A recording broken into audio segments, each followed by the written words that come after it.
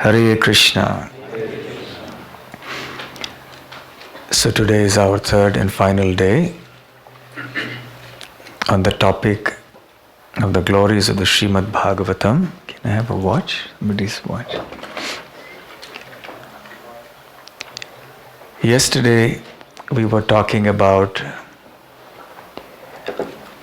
Narad Muni coming to the banks of the Yamuna in Vrindavan and seeing Bhakti Devi with her two old sons, Jnana and Vairagya. Narad Muni understands the reason is that it is Kali Yuga now with all its faults. He elaborates on the faults of Kali. At that time, Bhakti Devi asks him, why then did King Parikshit not kill the personality of Kali?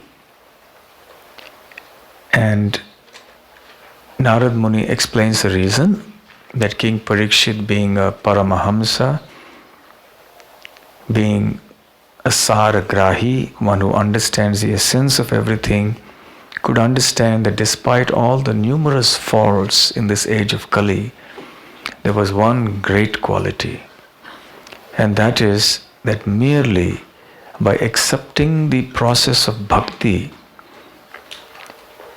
which involves primarily the chanting of the holy names of the Lord, one can attain perfection. Such an easy process, which is not possible in earlier ages. So, Narad Muni went on to glorify Bhakti Devi herself. And you can come in if you like. Those who are late, there is still space. It's cold outside, sitting in the...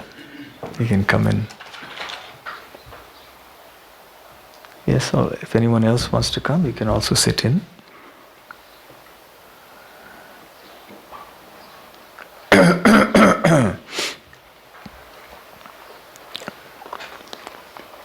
Narad Muni said that actually you are very fortunate because you are a very dear associate of Krishna. Krishna has personally empowered you to nourish the hearts of all the devotees in Vaikuntha, and you have expanded yourself to come to this material world also, where you do the same thing. To help you, he sent Mukti Devi, the goddess of liberation, as your maidservant. And he also sent you Jnana and Vairagya, knowledge and detachment, as your sons. Interestingly, why have Jnana and Vairagya come as the sons of Bhakti? Because the sons come from the mother. Where the mother is there, the children follow. Vasudeve Bhagavati Bhakti Yoga Prayojitaha Janiyatyashu Vairagyam Jnanam cha yad ahaitukam. So wherever there is pure devotion to Lord Vasudeva or Krishna, automatically causeless knowledge and detachment emerge. So this is a natural consequence of devotion. The devotee doesn't separately have to strive for detachment and knowledge. It comes merely by the process of serving Lord Krishna. So Narad Muni profusely glorified Bhakti Devi. We discussed that last night. Bhakti Devi replied, O great saint, you have removed all my miseries. I am quite peaceful and equipoised, but that I am concerned about my two sons. They are still old, and this is such an unusual situation. So would you please do something to revive them? We must remember that Narad Muni had taken a vow at this point, just before Bhakti Devi spoke. He said, it is my vow that I will spread your glories everywhere, all over the earth planet. It is a prediction of the coming of ISKCON and for all of the devotees. And he said that if I do not ensure that your festivals, the devotional festivals, are celebrated with great fervor everywhere, all over the world. And if you do not reside in the hearts of every home, in the hearts of every individual in every home, then I will not be called Haridas any longer. Haridas means the servant of Lord Hari. A very bold statement and a vow to make. So Bhakti Devi now requested him to please revive her sons. Then Narad Muni said, yes, not a problem. So he approached Gyan and Vairagya, who were now old people. They were practically lifeless, on the borderline between life and death. The only reason they were still alive was because of the touch of the dust of Vrindavan. Otherwise they had no business being alive. So Narad Muni, he went to them, and in their ears he started chanting the various Upanishads one by one. Narad Muni is a great scholar, so he knows all the Upanishads. Then he chanted the Vedanta. And as he was chanting, there was just a glimmer of hope. They were arising but going back to sleep again. A little bit opening their eyes with great difficulty and again going back to sleep. Then he chanted the Bhagavad Gita, all the 700 verses into their ears, and their eyes opened just a little bit. But they yawned and again fell back to sleep. Sounds familiar? Happens every morning. And so they fell back. Their complexion was, they were white like the feathers of a duck, pale, and they were weak and emaciated, completely old, without any strength in the body. They were just lying there as if they were dead. And whenever Narad Muni would chant the Upanishads and the Vedanta and the Bhagavad Gita, they would just show some symptoms of life or awakening. There was some hope, false hope. Again they would collapse. They were just too weak. Narad Muni tried and tried and tried. And he started wondering, what is going on?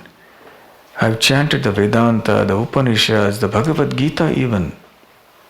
But then it's not able to revive Gyan and Vairagya. Just at that moment, there was a voice in the sky. And the voice said, "Oh dear sage Narada, please do not become disheartened. There is a way. You must now learn about that specific noble act, that Sat Karma. Sat means that which is true or noble. Karma means activity. So you must perform that Sat Karma, that noble activity about which you will hear from certain saintly persons.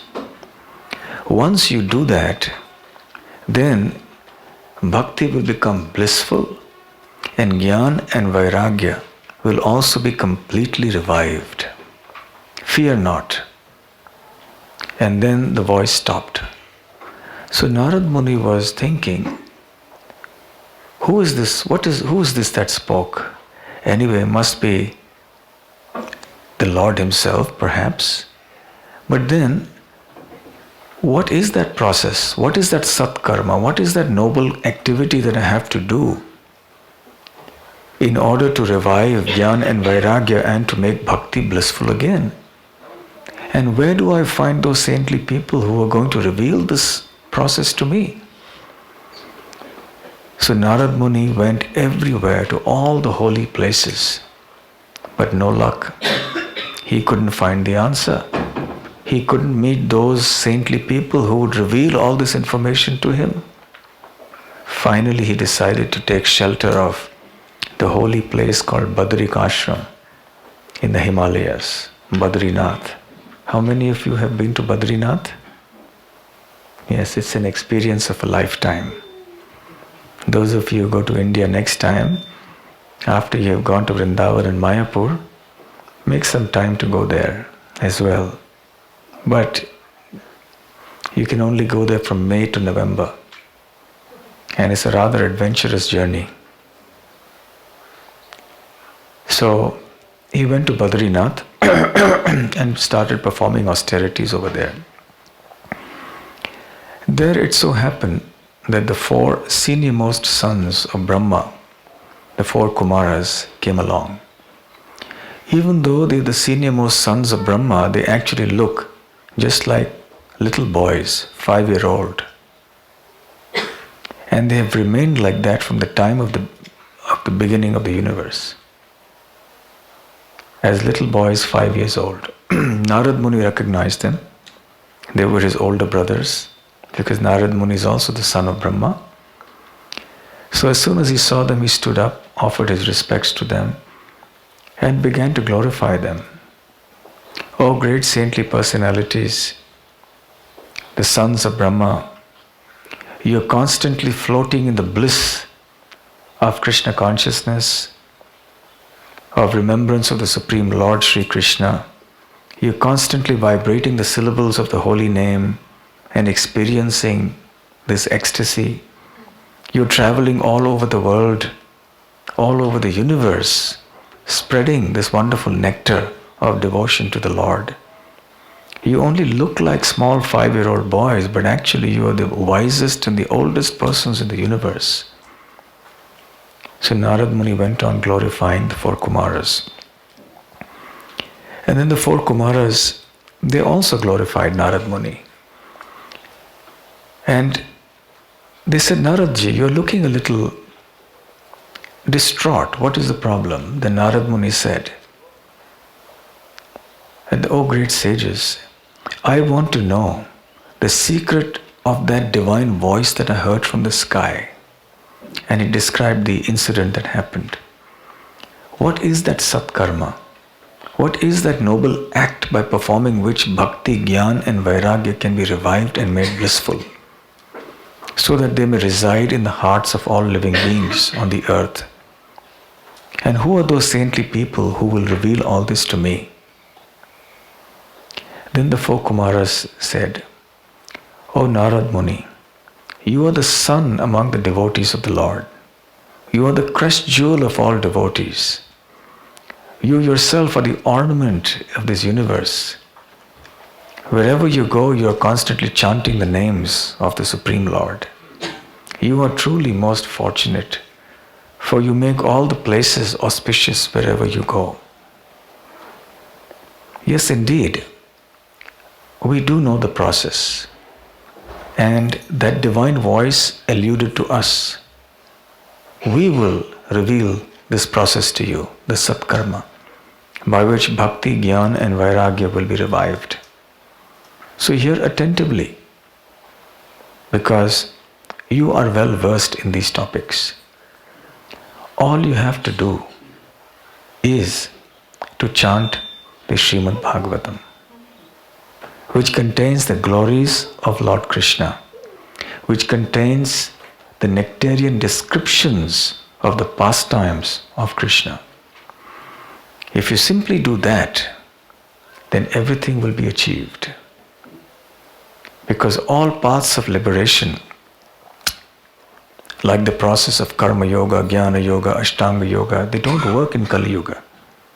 They were there in earlier ages. But in this age, only bhakti can work. Nothing else works here. And the heart of bhakti is hearing and chanting about Krishna and his pastimes and glories and messages. So simply recite with faith and devotion the glories of the Śrīmad Bhāgavatam, and everything will happen. So Narad Muni heard, but he said, my dear sages, please remove my doubt. I am not able to understand this. The Śrīmad Bhāgavatam is but the essence of the Vedas. It is the essence of the Vedanta. Now, I have already chanted the Vedanta. I have chanted the 4 Vedas. I have chanted the Upanishads. I have even chanted the Bhagavad Gita into the ears of these 2 sons of bhakti, jnana and vairagya. But that could not revive them. And if Śrīmad Bhāgavatam, which is the essence of these same scriptures, how can that revive them? So I have this doubt in my mind, O sages. Please remove this doubt and explain to me how it is that simply by hearing Śrīmad Bhāgavatam, Bhakti and Jnana and Vairagya will be revived. So the four Kumaras began to explain very nicely with good examples. They said, you are absolutely right that the Śrīmad Bhāgavatam is the essence of all the Vedic scriptures. And actually it is a ripened fruit of this tree. Now you all know the second or the third verse of the Śrīmad Bhāgavatam. Nigama kalpataror galitam phalam shuka mukhad amrita drava samyutam pibata bhagavatam rasamalayam mahur ahur muhur rasika bhavibhavikaha. So in which it is explained that Nigama refers to the Vedas. Anyone knows the meaning of the word Nigama? Nigam is a popular surname. Anyone with the surname Nigam here? Generally, the word Nigam is there in the telephone exchange. It's called the Nigam in India. The word Nigam consists of two words, Ni and Gama. Ni means downwards, Gama means to go. That which comes downwards. That refers to the Vedas. Why so? Because the Vedic knowledge comes from the Supreme Lord, and through the disciplic succession of saintly people comes down to us. And it is not simply whimsically chucked and handed, it is actually carefully handed down.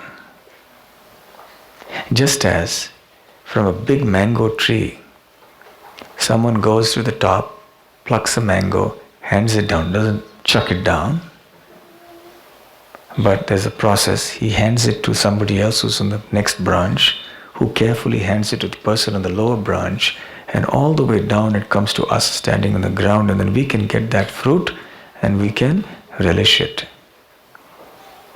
So the Vedas are called Nigama because the knowledge is passed down in disciplic succession. It doesn't go upwards. Now the Vedas are compared to a tree, and the Śrīmad Bhāgavatam is the ripened fruit of that tree. Galitam phalam. Galitam means mature or ripe. Phalam means fruit. And Shuka mukhad amrita drava samyutam. And even though the Śrīmad Bhāgavatam is very tasty, very delicious, nectarian, it has become even more so after being spoken by Shukadev Goswami. Shuka, the word in Sanskrit means parrot. Actually, Shukadev Goswami is Srimati Radharani's parrot. We won't have time to talk about that pastime today. But anyway, he is Srimati Radharani's parrot in Goloka Vrindavan.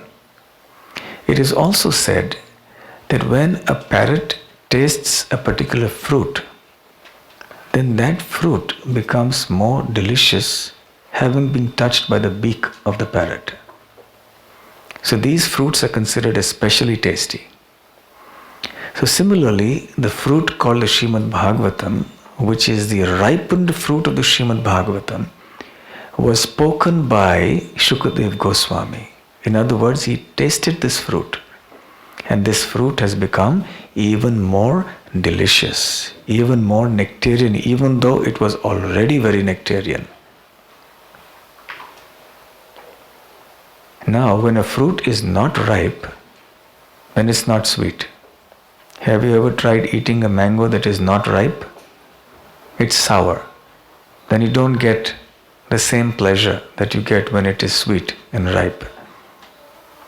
So there may be other scriptures, but that's part of the Vedic tree. There's the bark. The bark is not very delicious. Have you tried eating the bark of a tree? Or have you tried eating a twig? Or perhaps started eating a few flowers or a few leaves? It's not tasty. So there are so many Vedic scriptures in the tree of the Vedas. Not tasty. not delicious, it is not nectarian, not nourishing to the soul. It doesn't give us happiness. They are scriptures, they're part of the Vedic tree, but they don't give us that supreme satisfaction of the soul. What will give us satisfaction? It's the fruit. And not just the fruit, but the ripened fruit. So the Śrīmad Bhāgavatam is a ripened fruit of the Vedic tree. Now, how is it that from something which is bitter and certainly not sweet, like the tree of the mango, that a sweet fruit like the mango comes? Because Narada's doubt was that the Śrīmad Bhāgavatam is the essence of the Vedic scriptures and the Vedanta and so on. I have already chanted the Vedanta. If the Vedanta hasn't worked, if the tree hasn't worked, how will the fruit work? That was his logic. It makes sense.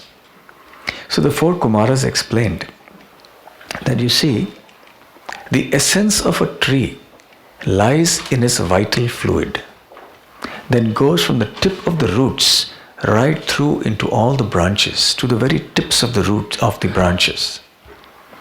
But that vital fluid cannot be accessed in the tree as a whole. But that vital fluid of the tree goes and gathers in the fruit. And when you taste that ripened fruit, then you can taste this vital fluid of the tree. The essence of the tree, all the good qualities of the tree, they come into that fruit. And therefore the fruit is able to do what even the tree cannot do. So therefore the Śrīmad Bhāgavatam, which is the essence, it is the ripened fruit of the Vedic tree, the tree of Vedanta, can do what even the four Vedas can't do, the Vedanta can't do, the Upanishads can't do. So this is the secret of the fruit and the tree, of how the fruit can do something which even the tree can't. They gave another example. And they said, milk can be transformed into ghee. We talked about ghee the other day. Now, ghee is latently present in the milk. But if you simply drink the milk, you can't get the benefit of ghee. There is a process. You have to extract the ghee from the milk. Then you have to first make it into yogurt. Then you have to churn the yogurt, get the butter, boil the butter, then you get ghee. So the ghee is already latently present in the milk, but still, when that ghee is actually extracted, then you can get benefit which is many times more than merely drinking the milk. So even though the ghee is there in the milk, by merely drinking the milk, you can't get the benefit you can get when that ghee is extracted and you take that ghee. Then that ghee becomes so much more nourishing, nutritious, it's so much more, it makes the food so much more tastier. So similarly, the Śrīmad Bhāgavatam is like the ghee or the butter. The Bhāgavatam also says the same thing, gives this example of the butter. And the Vedic scriptures are like the milk. So the milk is also nourishing. So if you read the Vedanta, the Upanishads, yes, of course, there's some benefit. But if you eat food cooked in ghee, my word, then you will be strong as anything. And also you'll become very intelligent to understand the Krishna conscious philosophy. The third example the four Kumaras gave is they said, if you want sugar, then you can't just simply bite a sugar cane. Yes, you'll get some sweetness, but not so much. But when that sugar cane is crushed to extract juice, then that juice is boiled and boiled and boiled, then it made into molasses, and from molasses is further transformed and transformed. Eventually, after a long time, the final product is pure, delicious sugar, which is concentrated sweetness. So the benefit that sugar can give, or the taste of that sugar, is not available simply in that sugar cane, even though the sugar cane has some sweetness. So in the same way, O great sage Narada, this Śrīmad Bhāgavatam can do what even the entire body of Vedic literatures cannot do. So have faith and simply recite Śrīmad Bhāgavatam. And have you forgotten, O Narad Muni, you yourself gave this instruction to your disciple Vyasadeva. Do you remember this? You all remember the first canto of the Śrīmad Bhāgavatam. What happened? Vyasadeva, the author of the Vedic literature, was sitting in his ashram, Samyaprasa, on the banks of the river Saraswati in the Himalayas. And he was a little morose. Even though he had compiled the Mahabharata, the Puranas, the Upanishads, the Vedanta, there was some sense of dissatisfaction and restlessness in him, and he wasn't able to understand why. He suspected it, but he wasn't able to really pinpoint it. At that very moment, his spiritual master, Narad Muni, arrived, traveling through the skyways. Vyasadeva was very happy. He welcomed him and offered him a nice seat, worshipped him. And then Narad Muni asked Vyasadeva, "Oh great Muni, there's something that's a problem, it seems. You seem a little dissatisfied. What is the difficulty?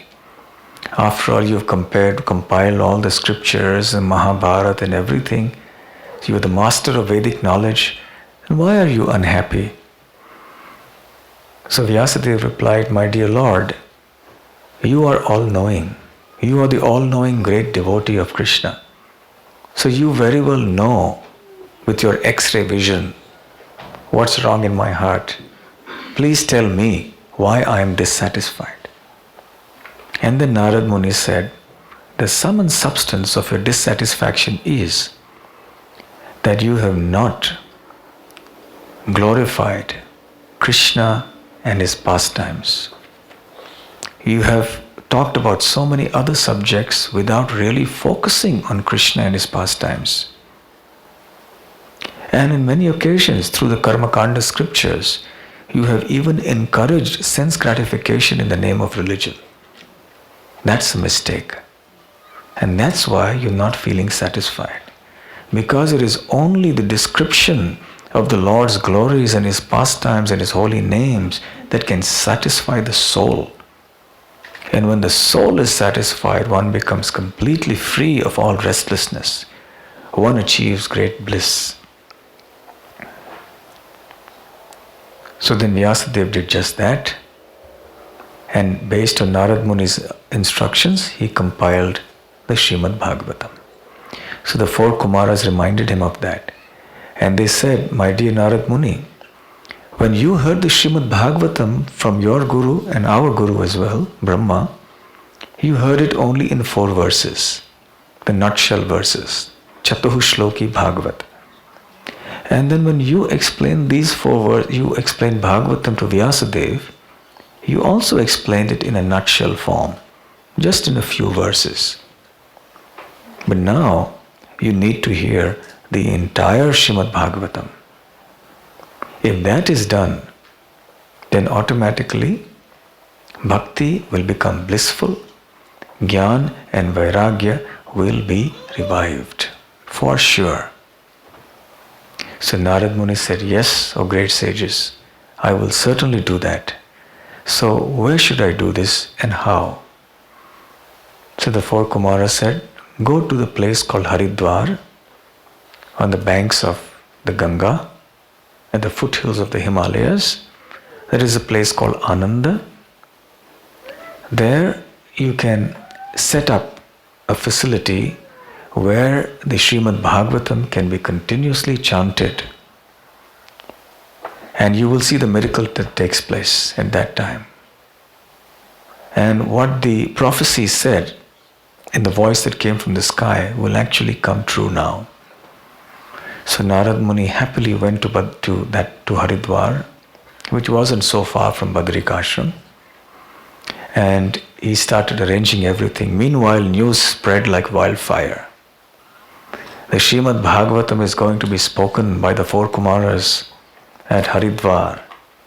So everybody came in from all over the universe by the different ways. All the aerial ways were jam-packed, traffic jams everywhere with all the sages and saints traveling from Maharloka, Janaloka, Tapaloka. And the expressways, the spatial ways were all filled with people, sages coming in. And even from the earth, everyone started heading towards Haridwar to hear the four Kumaras speak Śrīmad Bhāgavatam. Everyone assembled. The four Kumaras arrived on the scene. Narad Muni welcomed them, offered them a seat, the Vyasasana. What later came to be known as Vyasasana, the seat of Vyasa. And then the four Kumaras began to glorify the Śrīmad Bhāgavatam.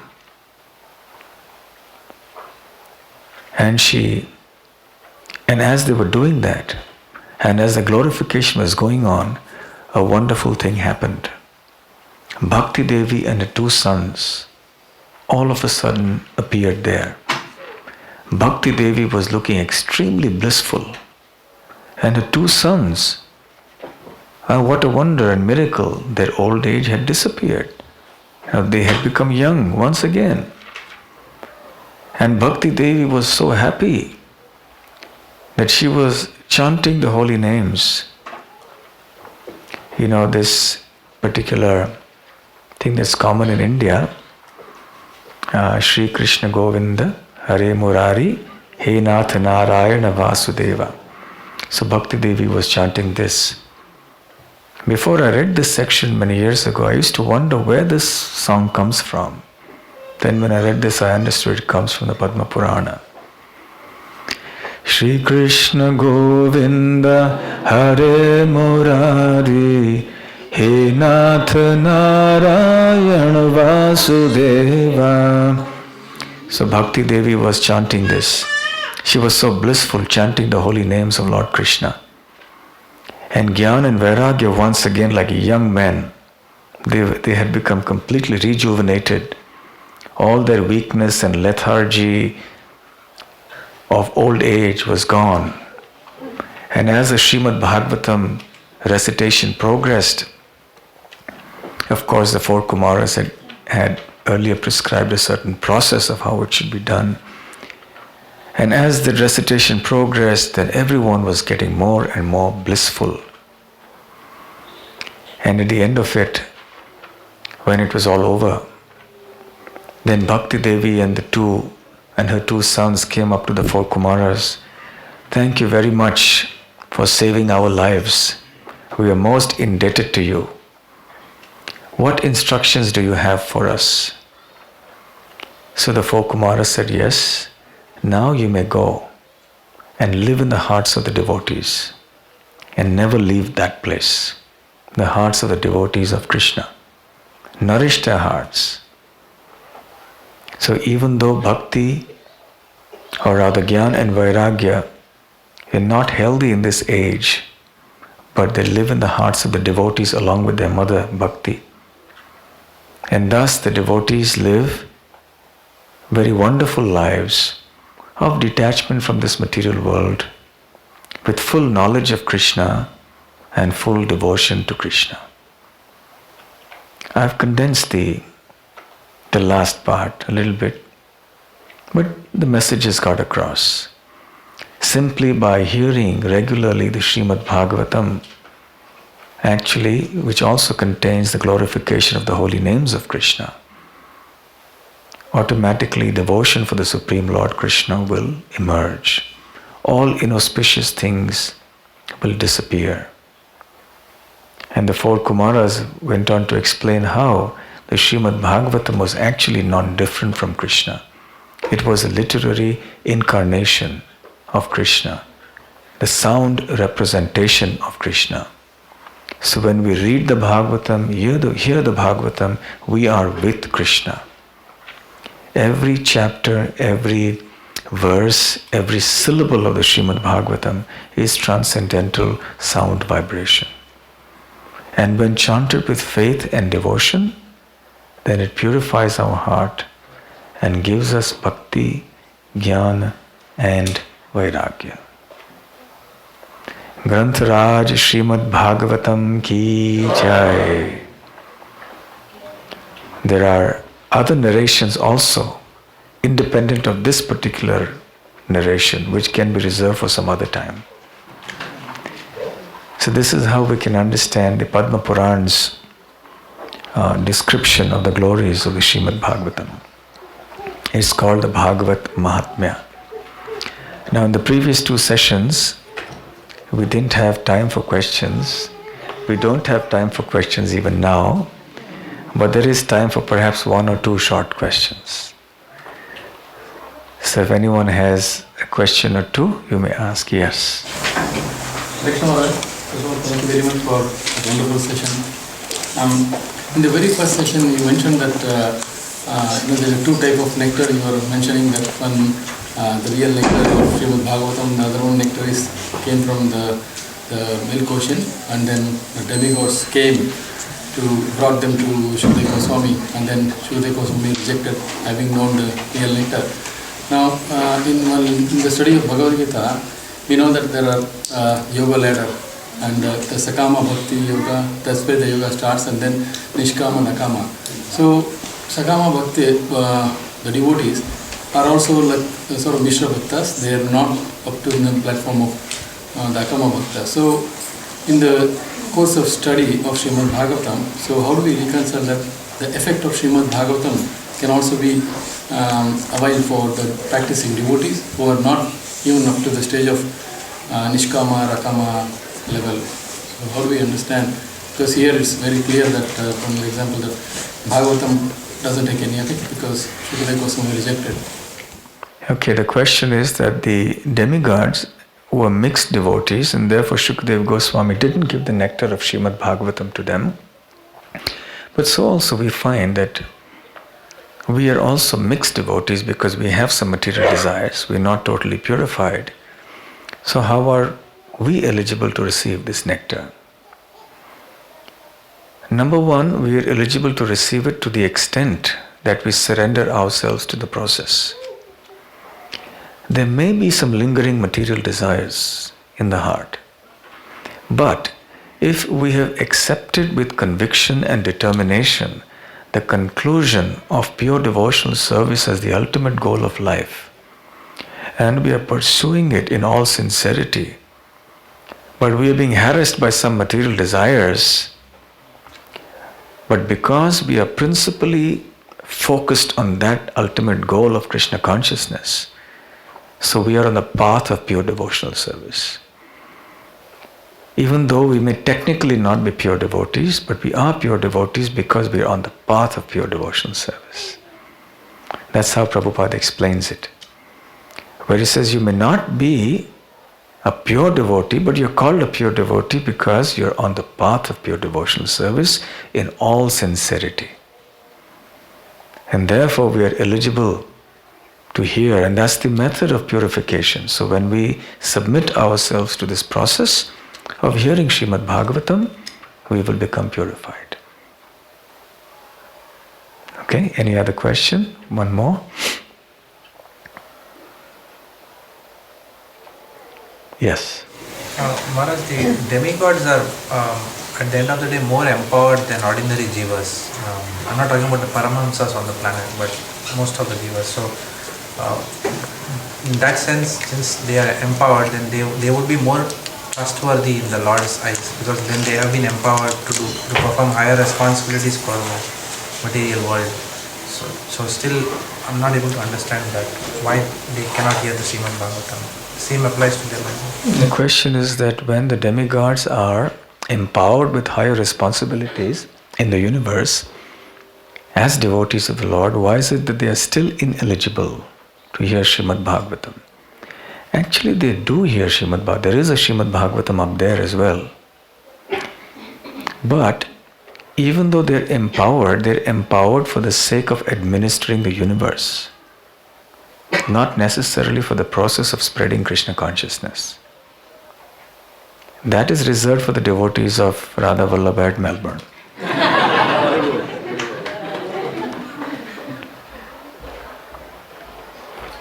So they have these mixed desires. So that becomes an obstacle. For them, Kali Yuga, there is no Kali Yuga for the demigods. But for us humans on earth, there is Kali Yuga. And that ocean of faults, Kali, which comes from the word Kalaha, which means faults, also has another meaning. Kam Krishnam Lati Dadati iti Kalihi. So Kali is that age in which Krishna is most easily available. Yes? Despite all its faults, but this one overwhelming good quality. In other ages, people wouldn't have that natural faith in bhakti. They would think, oh, that's okay, that's for those who can't do the other things. But people were so qualified, they could do jnana, meditation for thousands of years and do austerities, unimaginable for us. So the path of bhakti was not given so much focus in those ages. But in this age, we're helpless. We're just not qualified for karma, jnana, yoga. Thankfully, we are not qualified. Otherwise, probably we would have started doing all that and missed the essence, which is bhakti. And by those processes, Krishna is not so easily available. Krishna is most easily available only by bhakti, which is hearing and chanting about Krishna. So therefore, Kali is the age in which Krishna is most easily available. So how fortunate we are to be born in Kali Yuga and to live in Melbourne. Thank you very much. Grantharaj Śrīmad Bhāgavatam ki jai, Srila Prabhupada ki jai, Gaur Premanande, Hare Krishna. Thank you.